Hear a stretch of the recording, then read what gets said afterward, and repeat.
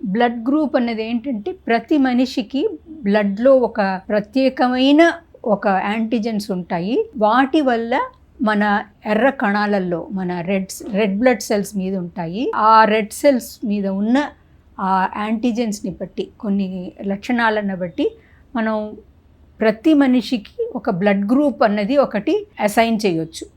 ఈ blood groups అన్నవి వీటికి పేర్లు ఏంటంటే blood group A, blood group B, blood group AB, blood group ఓ.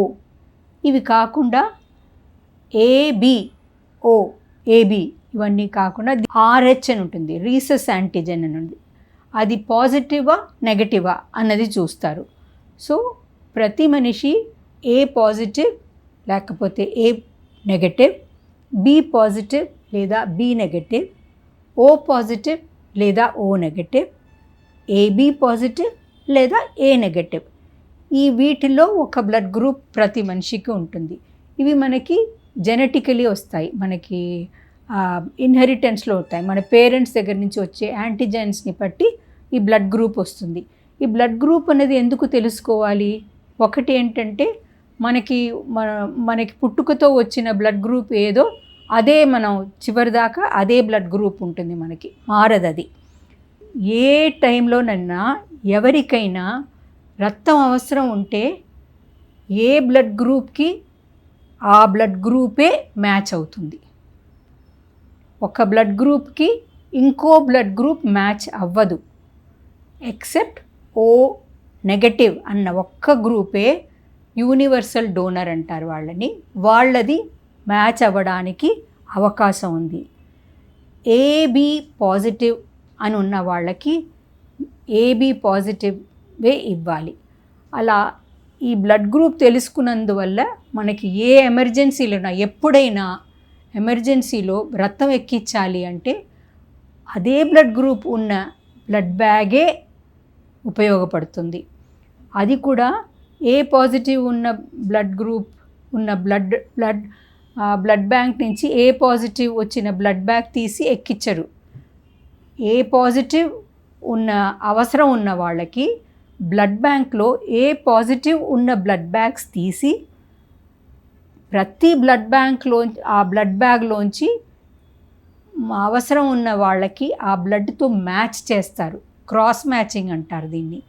అది మ్యాచ్ అవుతే గనక, రియాక్షన్ లేకపోతే గనక అప్పుడే ఆ బ్లడ్ బ్యాగ్ ఎక్కిస్తారు. బ్లడ్ గ్రూప్ అన్నది ఇప్పుడు ప్రతి మనిషి ఐడెంటిటీ కార్డులు బ్లడ్ గ్రూప్ అడుగుతున్నారు. చాలా ముఖ్యంగా మోటార్ లైసెన్స్ వాళ్ళకి అవసరం.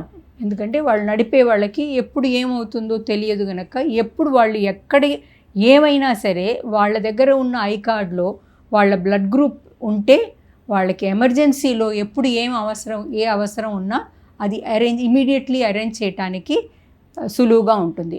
బ్లడ్ గ్రూప్ తెలియకపోతే అప్పుడు వెళ్ళి బ్లడ్ గ్రూప్ చేయించుకుని అప్పుడు వెళ్ళి మ్యాచ్ చేసి చేయవలసి వస్తుంది. అందుకని బ్లడ్ గ్రూప్ అన్నది ప్రతి మన పిల్లలకైనా సరే, మనకైనా సరే, వృద్ధులకైనా సరే ఇవన్నీ తెలిసి ఒక ఐ కార్డులో మన ఐడి కార్డ్ ఏది ఉందో దాంట్లో రాసి పెట్టుకోవటం చాలా ముఖ్యం. ఇలాంటి ఐడి ఇన్ఫర్మేషన్ కొన్ని చాలా యూస్ఫుల్గా ఉంటాయి. ఒకటి బ్లడ్ గ్రూప్, ఇంకోటి డయాబెటిక్ అయితే ఐ యామ్ అ డయాబెటిక్ అని ఆ కార్డు మీద రాసుకోవటం చాలా యూస్ఫుల్గా ఉంటుంది.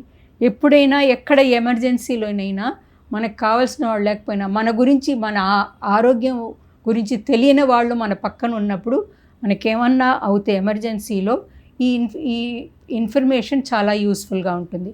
అలాగే కొంతమందికి ఎపిలెప్సీ ఉండొచ్చు. ఎపిలెప్సీ ఉందంటే అది కూడా ఆ ఐ కార్డులో ఉంటే ఇవన్నీ చాలా యూస్ఫుల్ ఎమర్జెన్సీ ఇన్ఫర్మేషన్. అందులో చాలా ముఖ్యమైనది బ్లడ్ గ్రూప్. బ్లడ్ గ్రూప్ అందరిది తెలుసుకోవాలి. మన పిల్లలది ఇప్పుడు ఈ మధ్య కాలేజెస్లో ఇన్సిస్ట్ చేస్తున్నారు అనుకుంటాను, స్కూల్స్లో కూడా చేస్తున్నారు.